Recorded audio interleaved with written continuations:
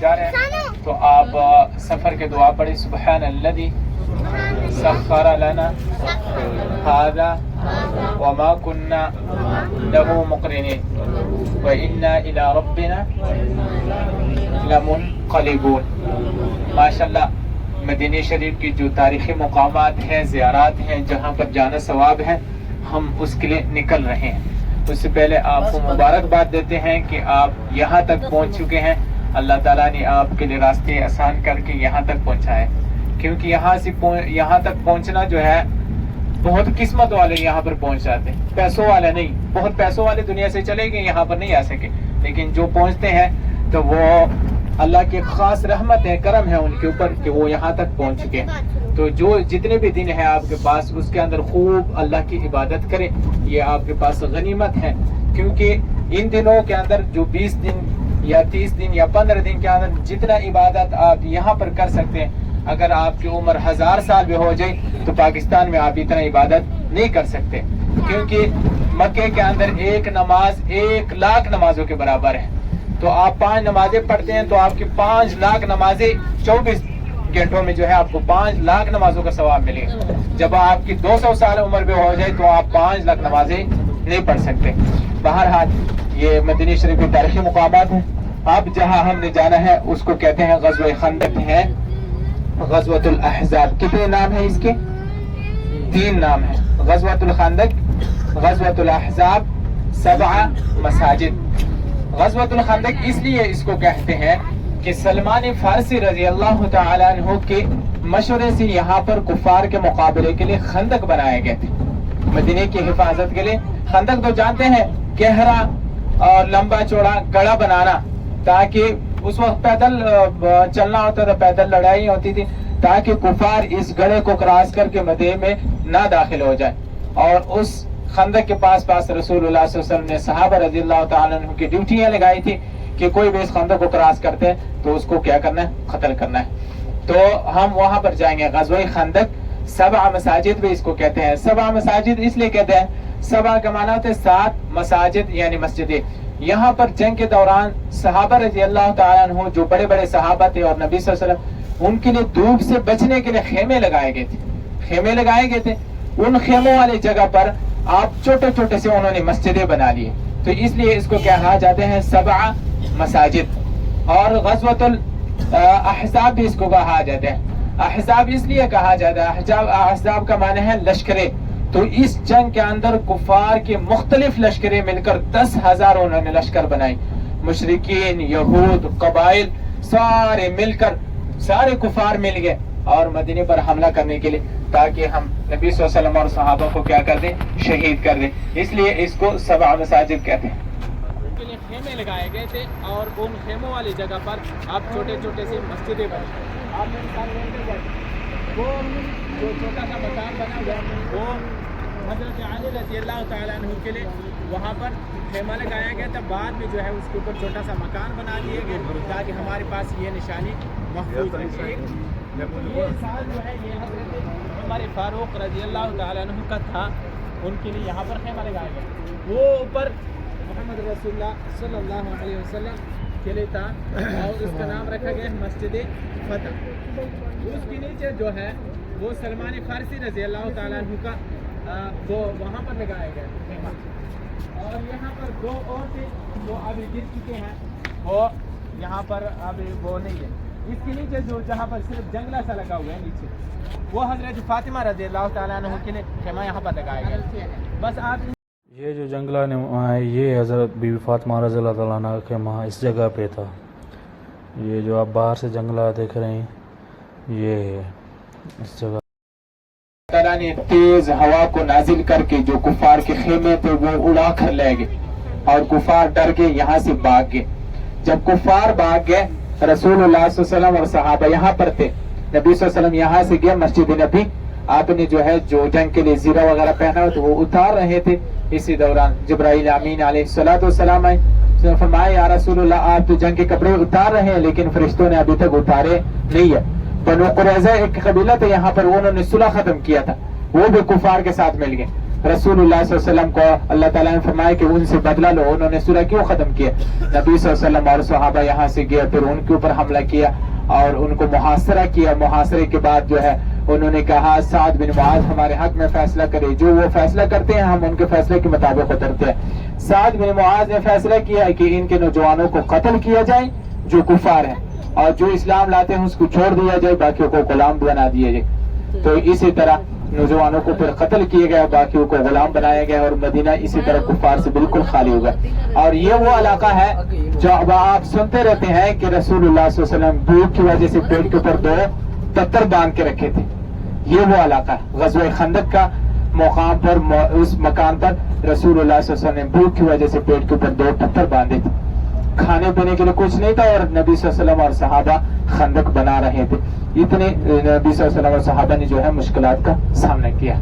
ابھی ہم نے جانا ہے دوسرا جو اگلی زیارت ہے وہ مسجد قبلتین ہے. مسجد قبلتین یعنی 2 قبلوں والی مسجد. مسجد قبلتین جو ہے یہ بہترین مسجد ہے اور تاریخی مسجد ہے. ہمارا جو اصل قبلہ تھا, پہلا جو قبلہ وہ کون سا تھا؟ بیت الاقصی. پرانا جو ہمارا قبلہ تھا, رسول اللہ صلی اللہ علیہ وسلم بیت الاقصی کی طرف نماز پڑھایا کرتے. نبی صلی اللہ علیہ وسلم جب ہجرت کر کے مدینے آئے تو 17 مہینے یا 16 مہینے نبی صلی اللہ علیہ وسلم نے بیت الاقصی کی طرف نماز پڑھائی. صحابہ بھی پڑھتے رہے, رسول اللہ صلی اللہ علیہ وسلم پڑھتے رہے, لیکن نبی صلی اللہ علیہ وسلم کی تمنا اور خواہش یہ تھی کہ ہمارا قبلہ بیت اللہ بن جائے, کعبہ بن جائے. بار بار آسمان کی طرف دیکھتے تھے رسول اللہ صلی اللہ علیہ وسلم کہ کبھی اللہ تعالیٰ کا حکم آ جائے اور ہمارا قبلہ کیا ہو جائے, تبدیل ہو جائے اور بیت اللہ بن جائے ہمارے. اللہ تعالیٰ دلوں کے رازوں کو جانتے ہیں. اللہ تعالیٰ جانتے تھے کہ رسول اللہ صلی اللہ علیہ وسلم کا ارادہ اور نبی صلی اللہ علیہ وسلم کی خواہش یہ ہے کہ ہمارا قبلہ بیت اللہ بن جائے. تو اللہ تعالیٰ نے دوسرے سپارے کے اندر قرآن کے آیتوں کو اتارا اور فرمایا کہ آپ کے قبلہ جو آپ چاہتے ہیں ہم آپ کے لیے وہی قبلہ بناتے ہیں. اللہ تعالیٰ فرماتے ہیں اعوذ باللہ من الشیطان الرجیم, بسم اللہ الرحمن الرحیم, قد نرى تقلب وجهك في السماء فلنولينك قبلة ترضاها فول وجهك شطر المسجد الحرام. اللہ تعالیٰ نے فرمایا یا رسول اللہ, ہم نے آپ کو دیکھا ہے کہ آپ کا چہرہ بار بار آسمان کی طرف اٹھا ہے, آپ اس کے انتظار میں ہیں کہ ہمارا قبلہ تبدیل ہو جائے. ہم آپ کو اسی قبلے کی طرف پھیر دیتے ہیں جس کے اوپر آپ خوش ہوتے ہیں, راضی ہوتے ہیں. تو آج کے بعد فول وجہک شطر المسجد الحرام, مسجد حرام بیت اللہ کی طرف نماز پڑھایا کرو. قبلہ کیا ہوگا؟ تبدیل. نبی صلی اللہ علیہ وسلم نے بیت الاقصی کو چھوڑ کر بیت اللہ کی طرف نماز پڑھائی, بیت اللہ کی نماز پڑھائی. صحابہ نے بھی نبی صلی اللہ علیہ وسلم کے ساتھ نماز پڑھی. اس میں سے ایک صحابی نکل کر یہاں پر آئے مسجد قبلتین میں.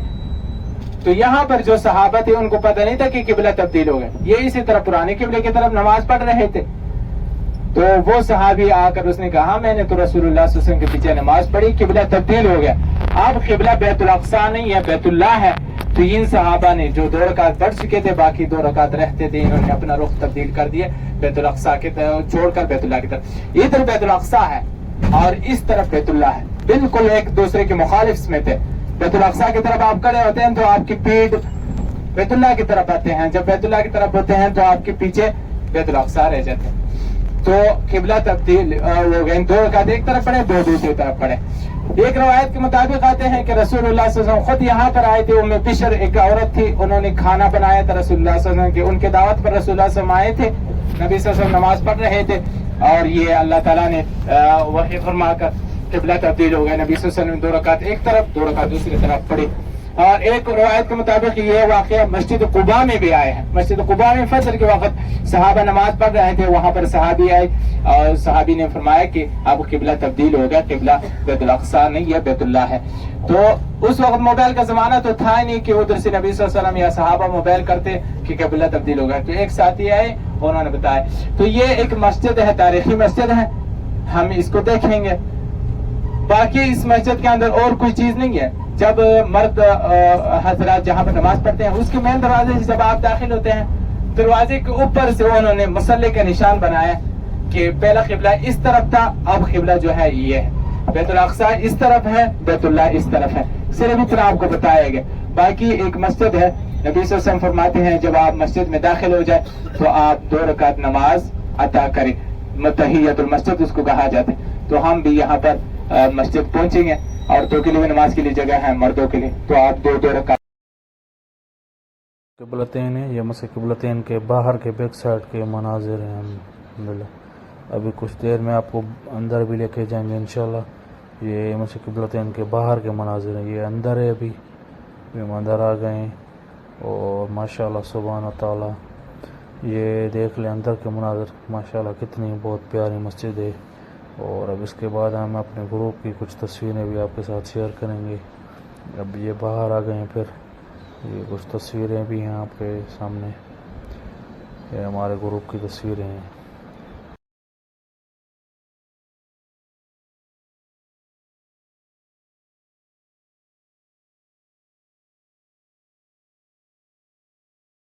کو اسلام کی پہلی مسجد کہا جاتے ہیں.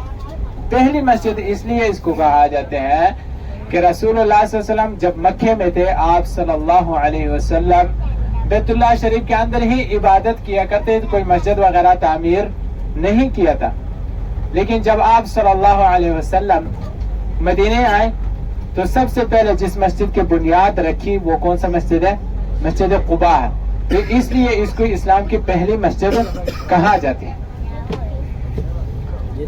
رسول اللہ صلی اللہ علیہ وسلم جب مدینے سے نکلے، مکے سے نکلے، مدینے آ رہے تھے، مدینے کے اندر جو انصار صحابہ تھے قباء مسجد کے پاس جو رہتے تھے، وہ صحابہ روزانہ صبح نکل کر رسول اللہ صلی اللہ علیہ وسلم کے انتظار کیا کرتے تھے کہ آج رسول اللہ صلی اللہ علیہ وسلم پہنچیں گے. آج دھوپ کی گرم ہونے تک وہاں پر نکل کر رسول اللہ صلی اللہ علیہ وسلم کے انتظار کیا کرتے. جب دھوپ گرم ہوتے تو وہ واپس اپنے گھروں میں لوٹ آئے. ایک دن وہ نکلے تھے، انتظار کیا رسول اللہ صلی اللہ علیہ وسلم کا، لیکن رسول اللہ صلی اللہ علیہ وسلم اس دن بھی لیٹ پہنچے تو وہ صحابہ واپس اپنے گھروں میں لوٹ آئے. پھر ایک یہودی نے آواز لگایا کہ جس شخصیت کے آپ انتظار کر رہے تھے وہ آگے. رسول اللہ صلی اللہ علیہ وسلم ابوبکر رضی اللہ عنہ آگے. تو جب قبلے کی طرف ہمارا رخ ہو تو مسجد قباء کے دائیں سائڈ پر ایک باغ ہے، اس کا نام ہے بستان مستظل. بستان کا معنی ہوتا ہے باغ، ذل کا معنی ہوتا ہے سایہ. اس باغ کے اندر رسول اللہ صلی اللہ علیہ وسلم سب سے پہلے آئے اور ابوبکر رضی اللہ تعالیٰ عنہ نے نبی صلی اللہ علیہ وسلم کو سایہ بنائے، اور تمام صحابہ نے رسول اللہ صلی اللہ علیہ وسلم کے ساتھ وہاں پر ملاقات کیے، استقبال کیے. وہاں سے رسول اللہ صلی اللہ علیہ وسلم نکلے. 2 صحابہ کے گھر صبح کلثوم بن حدب، سعد بن خیثمہ رضی اللہ تعالیٰ عنہ ان کے گھر تھے وہاں پر، اور رسول اللہ صلی اللہ علیہ وسلم ان کے پاس 4 دن یا 14 دن ٹھہرے. اور اسی دوران رسول اللہ صلی اللہ علیہ وسلم نے وہاں پر مسجد کی بنیاد رکھی. اس لیے اس کو کہا، یہ اسلام کی پہلی مسجد کہا جاتا ہے. مدینے میں سب سے پہلے جب رسول اللہ صلی اللہ علیہ وسلم تو اس مسجد کی بنیاد رکھی ہے. اس کے بعد رسول اللہ صلی اللہ علیہ وسلم پھر آئے اور یہاں پر مسجد نبی بنائے. جمعے کا دن تھا، نبی صلی اللہ علیہ وسلم مسجد قباء سے نکل کر اس کی بنیاد رکھ کر وہاں سے نکل کر نبی صلی اللہ علیہ وسلم یہاں پر آئے جہاں پر اب مسجد نبی ہے. اور نبی صلی اللہ علیہ وسلم کی اونٹنی ہر صحابی پکڑ رہے تھے کہ ہمارے گھر یہ رسول اللہ صلی اللہ علیہ وسلم آ جائے، ہمارے گھر آ جائے. نبی صلی اللہ علیہ وسلم نے فرمایا اترک فإنہ مأمورۃ، میری اونٹنی چھوڑ دو، اس کو اللہ تعالیٰ نے حکم کیا، یہ جہاں پر بیٹھے گی وہی میرا مکان ہوگا، وہیں پر میں بیٹھوں. وہ اونٹنی جا کر ابو ایوب انصاری رضی اللہ تعالیٰ عنہ کے گھر کے سامنے بیٹھی. تو انہوں نے جلدی جلدی اس اونٹنی کا سامان پالان وغیرہ اٹھا کر گھر میں لے گئے تاکہ رسول اللہ صلی اللہ علیہ وسلم میرے پاس آ جائے. پھر رسول اللہ صلی اللہ علیہ وسلم وہاں پر ان کے پاس گئے اور وہاں پر نبی صلی اللہ علیہ وسلم نے پھر مسجد نبی کی بنیاد رکھی. مقصد جو ہمارے کہنے کا وہ یہ ہے کہ مسجد نبی سے پہلے مسجد قباء کی بنیاد رکھا گیا. اسلام کی پہلی مسجد اس کو کہا جاتا ہے. مسجد قباء جانا سنت طریقہ ہے. رسول اللہ صلی اللہ علیہ وسلم جایا کرتے تھے، ہفتے کے اندر ایک دن ضرور جایا کرتے تھے، خاص کر کے ہفتے والے دن. نبی صلی اللہ علیہ وسلم کبھی سواری پر کبھی پیدل. سواری پر تو ہم جا رہے ہیں، پیدل بھی حکومت نے 309 نمبر گیٹ سے یا 310 نمبر گیٹ سے جب آپ نکلتے ہیں، حکومت نے پیدل راستہ بنایا ہے قباء مسجد تک. 25 منٹ آدھا گھنٹہ میں آپ وہاں پہنچ سکتے ہیں. جس کے پاس طاقت قوت اور دن ہے وہ پیدل جائیں تاکہ اس سنت پر بھی عمل ہو جائے، مدینے میں سنتوں پر عمل ہو جائے. اور رسول اللہ صلی اللہ علیہ وسلم جایا کرتے تھے، آپ بھی جائیں تاکہ اس سنت کو بھی زندہ کیا جائے. اور یہ اتنا اہم مسجد ہے کہ اس کا تذکرہ قرآن مجید کے اندر موجود ہے. اس کے مقابلے میں منافقین نے مسجد بنایا تھا مسجد زرار. انہوں نے بنا لیا, رسول اللہ صلی اللہ علیہ وسلم کو دعوت دی کہ آپ آ جائیں ہماری مسجد کے اندر نماز پڑھے, افتتاح کریں. رسول اللہ صلی اللہ علیہ وسلم نے فرمایا میں جہاد کے لیے جا رہا ہوں, جب جہاد سے واپس آ جاؤں پھر تمہاری مسجد کے اندر نماز پڑھوں گا, افتتاح کروں گا. جب رسول اللہ صلی اللہ علیہ وسلم واپس آئے, اللہ تعالیٰ نے فرمایا یا رسول اللہ اس مسجد کو ختم کر دے, وہ تو مسجد زرار ہے, وہ تو ضرر دینے کے لیے بنایا گیا, وہ تو اس لیے بنایا گیا کہ اسلحہ وغیرہ اس میں جمع کیا جائے, رسول اللہ صلی اللہ علیہ وسلم اور صحابہ پر حملہ کیا جائے. تو نبی صلی اللہ علیہ وسلم نے پھر اس مسجد کو ختم کر دیا, اور اللہ تعالیٰ نے فرمایا اعوذ باللہ من الشیطان الرجیم بسم اللہ الرحمن الرحیم لمسجد اسس على التقوى من اول يوم احق ان تقوم فيه رجال يحبون ان يتطهروا واللہ يحب المطہرین. اللہ تعالیٰ نے فرمایا یا رسول اللہ لمسجد اسس علی التقوی, آپ نماز اسی مسجد کے اندر پڑھے جس کی بنیاد تقوی پر رکھی گئی, یعنی مسجد قباء اس کی بنیاد تقوی پر رکھی گئی, اور دوسری مسجدوں کو کیا کر دے, ختم کر دے. تو نبی صلی اللہ علیہ وسلم نے اس مسجد کو ختم کیا اور مسجد قباء کو باقی رکھا, اور اسی کے اندر ابھی بھی لوگ نماز پڑھتے ہیں.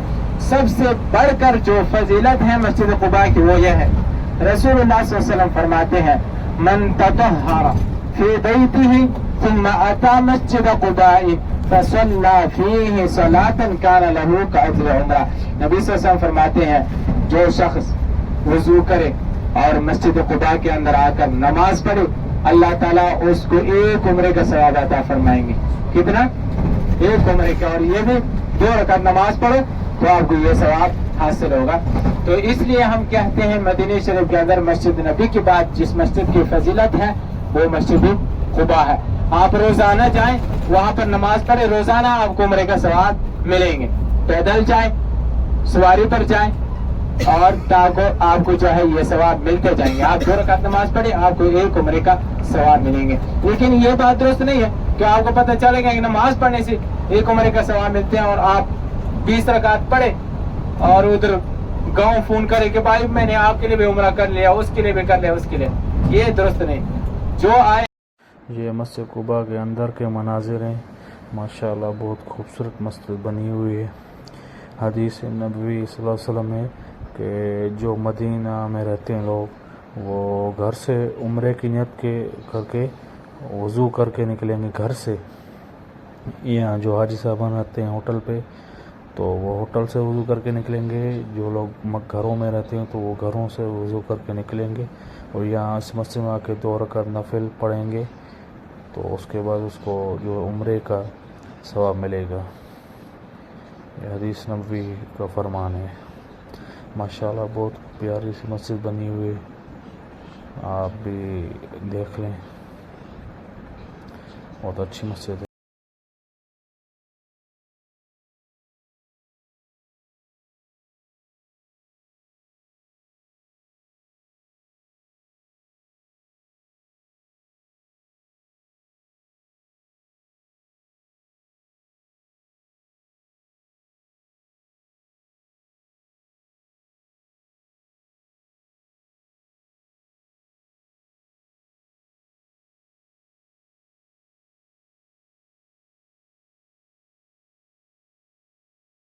آپ کو جبل احد کی زیارت کروائیں گے. یہ سامنے جبل احد کی طرف جا رہے ہیں ہم, یہ سامنے جبل احد ہی ہے. یہ شہداء احد ہیں یہاں پہ. یہ سامنے حضور صلی اللہ علیہ وسلم کے چچا زاد حضرت امیر حمزہ رضی اللہ تعالیٰ عنہ ہیں, اور دوسرے 70 صحابہ کی جو ہے قبریں مبارک بنی ہوئی یہاں پہ. یہ ساتھی ہمارے گائیڈر وہ ہمارے گروپ والوں کو گائیڈ کر رہے ہیں. یہ ہمارے ساتھ ساتھی ہیں دوسرے. اور